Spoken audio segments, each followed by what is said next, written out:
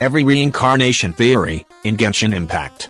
Genshin has a multitude of theories with its deep lore and story, and one concept I frequently see pop up, again and again, are character reincarnation theories. From older ones, about Ningguang being Guizhong, to newer ones, like Neuvillette being the Dragon of Water. Today, I want to discuss the most popular theories, revolving around character reincarnations. Ningguang is the reincarnation of Guizhong. Guizhong is the late god of dust, who was one of the rulers of the Guili assembly. She was kind-hearted and wise, but not particularly powerful, so she worked alongside the more powerful Morax, to rule together. She had a particular interest in engineering, and collected technology, such as ruin machines for research. Although she sadly perished in a battle, during the Archon War. The popular theory, is that Ningguang, the leader of Li Wei, is the reincarnation of the god of dust. Glaze lilies were in bloom, when Zhongli and Guizhong first crossed paths, and later, during their final parting.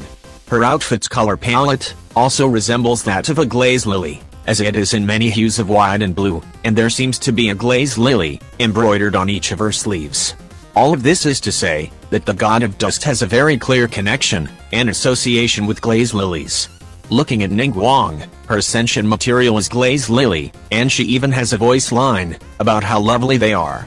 So many have made a link, about these two, sharing a connection with this flower. In a quest, we had to serve meat rolls, mora meat, and jewelry soup to a table, where Cloud Retainer, Morax, and Guizhong used to sit. The jewelry soup was intended for Cloud Retainer, meaning the mora meat must be for either Guizhong or Morax. Intriguingly, Ningguang's specialty dish is translated as heavenly ground mora meat. Both are also shown to have exceptional engineering skills, with the god of dust creating the Guizhong ballista, and Ningguang managing to recreate it. We learn that Guizhong's domain is referred to as Realm of the Clouds, while the Jade Chamber, Ningguang's prized possession, is called Among the Clouds. Looking outside the game's lore, the Memory of Dust Catalyst, a gift given by Guizhong to Rex Lapis, is coincidentally one of Ningguang's best weapons in the game. Lastly, after reaching Friendship 10, you will receive Ningguang's name card, that is a phoenix, which represents reincarnation. The next popular theory is that Haitham is the reincarnation of the Scarlet King. Spoilers for the Sumeru Archon quest ahead. King Deshret once ruled Sumeru with two other gods, the goddess of flowers, and the greater lord, that I can't remember. However, the goddess of flowers dies, and the loss leads the Desert King to descend into madness, creating a utopia in her honor. He would later doom his people, by releasing forbidden knowledge upon them, creating the harrowing illness known as Elazar, and cursing the land with the withering. King Deshret chose to sacrifice himself in the end, to hold the curse of forbidden knowledge at bay. The biggest piece of evidence of this reincarnation theory are the eyes. In King Deshret's backstory cutscene, we can see the eye of the Scarlet King, and keen viewers have pointed out that Haitham's eyes look very similar when compared side by side. Both his iris and pupil colors match, alongside the hint of yellow that can be seen in both the Scarlet King and Haitham's eyes. Intriguingly, it is also shown that when King Deshret sacrificed himself, he left behind a gemstone. Looking at his design, Haitham has a similarly shaped gem on his chest, albeit with a different color, but some think it is the same gem the Scarlet King left behind before disappearing. Haitham also researched about divine knowledge capsules. It's likely that most of the information stored in those capsules contains information that is considered forbidden. Remember that forbidden knowledge is what led to the Scarlet King's demise. Some have also pointed out that the pattern on his clothes are very closely related to the Scarlet King. In addition, Haitham is shown to be capable of reading the ancient Scarlet King script, though it might just be a common thing scholars in the Sumeru Academia know. He also has unique ideals regarding the gods. Most people in Teyvat worship, or at least admire gods in some way, while others are not particularly fond of them. While Haitham doesn't respect, nor disrespect them. Up next, Nilou is the reincarnation of the goddess of flowers.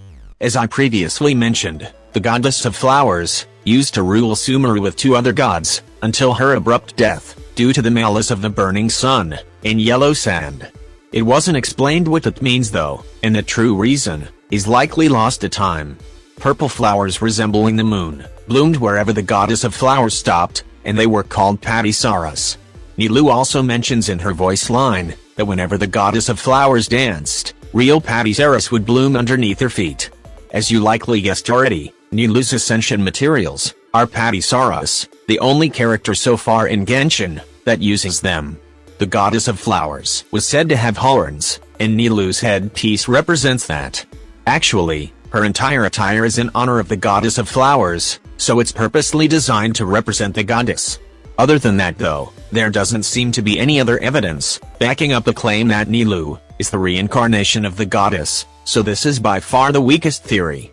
Continuing the trend of Sumeru characters being reincarnations, Cyno is the reincarnation of priest Kasala. Kasala was a historical figure in Sumeru, who was one of the faithful and last priests of King Deshret. After the death of his king, Kasala would continue to serve him by residing in the mysterious ruins temple for the remainder of his life, ultimately being entombed there. In the Lost Legacies in the Sand cutscene, we can see the priest wearing a Jackwall headpiece, very identical to the one Cyno wears, and he is dressed the same way as Cyno. In addition, his signature weapon, the Staff of the Scarlet Sands, is a crucial element of the scepter that represents the Scarlet King's dominion and authority over the desert and its inhabitants. The scepter was essentially a symbol of his power and leadership, and it held great significance in the eyes of his followers, who could use it to verify their allegiance and status. Given Kasala's role as one of the Scarlet King's loyal retainers, it's probable that he also wielded a similar level of authority, possibly even having his own version of the scepter. In the Windbloom 3.5 event, Cyno and Lisa reveal that his mystical abilities are sourced from Hermanubis. This connection is intriguing, because there are strong implications that Hermanubis is the Scarlet King, meaning his power is tied to King Deshret somehow. Cyno's rumored backstory also suggests he was raised by a priest dedicated to Hermanubis, and was dispatched to enact his will. Cyno's revelation, in Windbloom of all places, not even his own region, revealed that he does indeed house the spirit of a nameless priest, a figure believed by many to be Kasala's. Lastly on my list, and the most probable reincarnation theory, Neuvillette is the reincarnation of the Dragon Sovereign of Water. Spoilers for the Fontaine Archon quest ahead, you have been warned.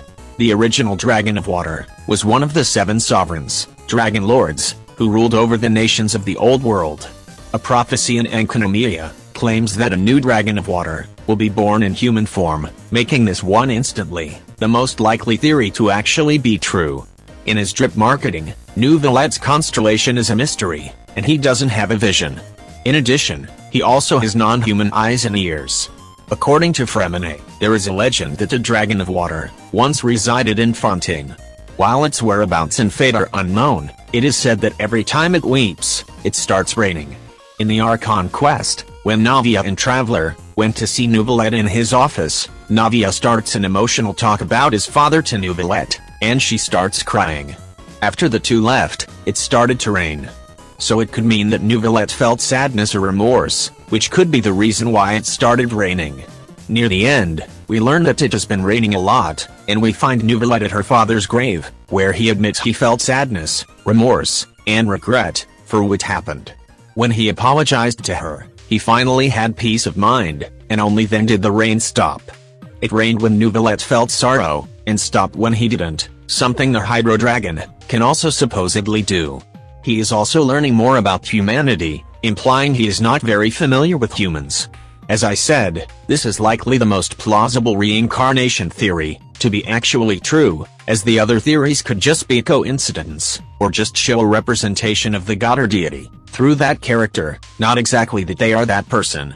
Which reincarnation theory do you most believe in, and which ones do you want to be true? Comment down below. Thank you all so much for watching.